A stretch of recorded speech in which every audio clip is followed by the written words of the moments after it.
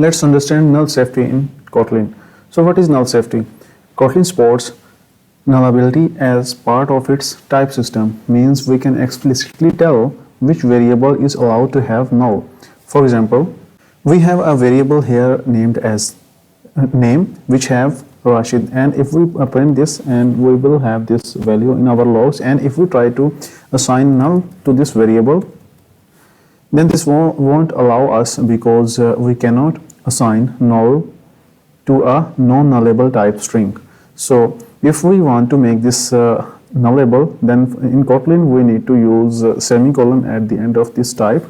Then in this way this will become a nullable string, and we can assign null to this variable. So if we run this at this stage, then in logs we will see null, and if we comment this line and run it again, then in logs we will be able to see this value in our logs.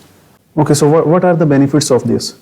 This will help us to avoid null pointer exceptions. Let's say if variable has a null value, then if we try to use that in some calculation or to present that in UI, if language is not supporting null safety, then we need to cover these cases if it is null. So if at some point we forget to cover that case, then null pointer exception will be happen.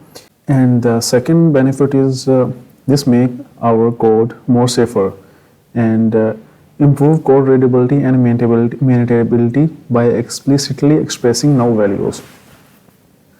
So compiler requires safe call to check for nullability. So these are the possible options which we can follow for safe call. So the first one is check for null with if condition.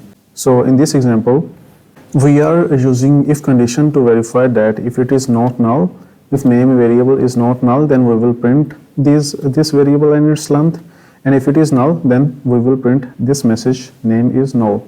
So if you run this, we will be able to see this in our logs, that name and the length of this variable.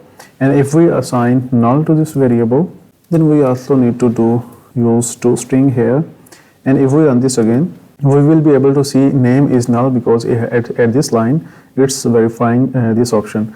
So another key thing which we need to do is, let's say if we want to handle a case that if name is empty, then we want to show a message in logs that name is empty. So for that we can use a nested if condition here, name.length. So we can use a nested if condition for that, that if name.length is not equal to null, then